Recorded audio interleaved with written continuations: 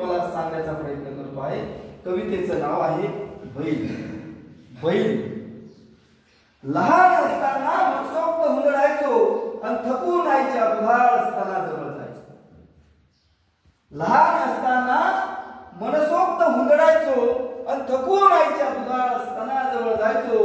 तुम्ही मला खुंट्याला बांधून माझ्या आईचे दूध विकायचे, माझे कुपोषण व्हायचे। तुम्ही मला खुंट्याला बांधून माझ्या आईचे दूध विकायचे, माझे कुपोषण व्हायचे। तरुण झालो तेव्हा अंड ठेचून नांगरायला लावली शेती। लाख मुलांचं करून टाकलं दमन, तुमच्या हिरवेपणासाठी घातलं मातीत मालक, तरी तुम्ही आत्महत्या करता मालक, तरी तुम्ही आत्महत्या करता। म्हणजे अशा प्रकारची कविता